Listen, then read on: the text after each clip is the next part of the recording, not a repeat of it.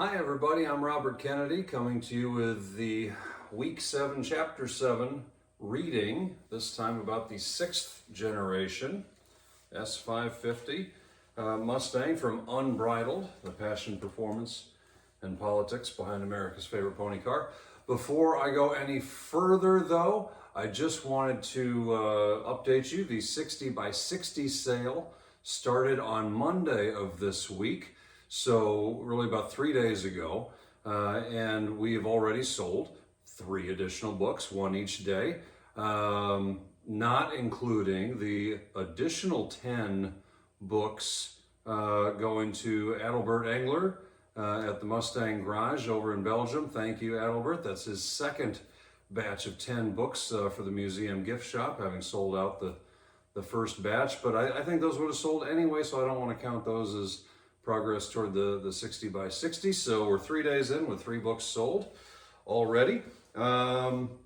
This week's reading comes from the retrospectively section. Every generation gets its own chapter, and that chapter is broken down into an inspiration section, a development section, all the different model years, and then a special editions and racing section that highlights 2 really notable limited edition models per generation, as well as the racing exploits of the era, and then concludes with a retrospectively section where we look back at the generation in hindsight from today's perspective, which is a little bit interesting when it gets to the 550 because that just went out of production. So there's not a whole lot of time to reflect as if it were further in the past. So I'm going to break this excerpt up a little bit. I'm going to read you the start of that retrospectively section and then the end of it and skip over 4 or 5 paragraphs in the middle because I don't want to completely ruin it for somebody who's looking forward to reading it themselves. Okay, retrospectively. When the S550 bowed as the 6th generation of Ford's original pony car, it struck the perfect chord with enthusiasts the world over, all eager to celebrate the 50th anniversary of its namesake's debut. Emerging from a 7-year sales slump, the meticulously engineered mount had finally been bestowed with a long overdue independent suspension that truly elevated the steed's temperament from resembling a rowdy colt to that of a well-trained Lipizzaner stallion.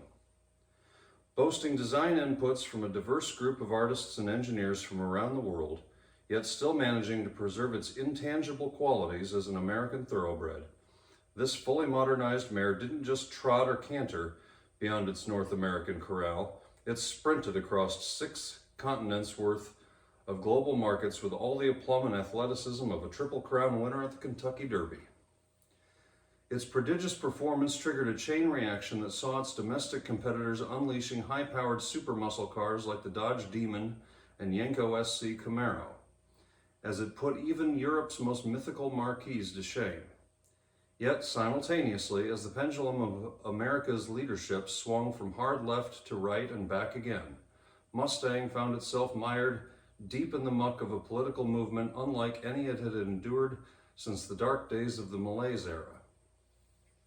Carbon emissions and climate change concerns were spurring talks of Green New Deals, shutting down pipelines, demonizing fracking, and leading an entire political party to seemingly declare war on petroleum-powered performance and the internal combustion engine as a whole.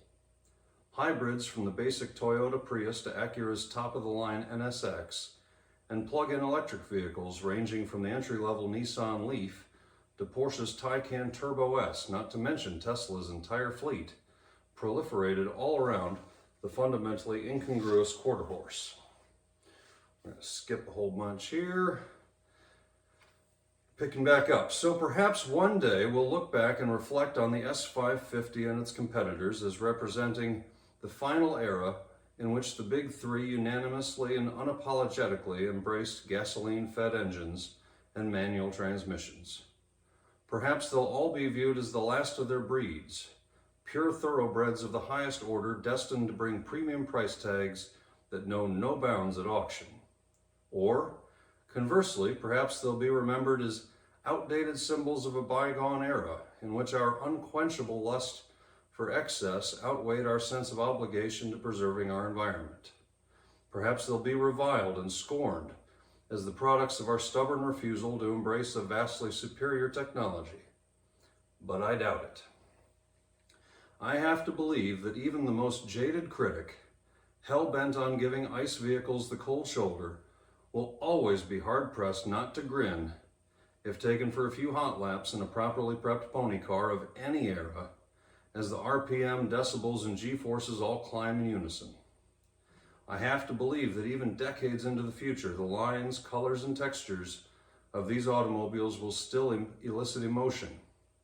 And the 2015 to 23 S550 Mustang, whether a modestly equipped EcoBoost or a highly optioned Shelby, has proven more than capable of providing a very flattering combination of these sensations, whether driven at redline on the track, idled down a boulevard, or parked in a collection. And I see no reason to believe that will change.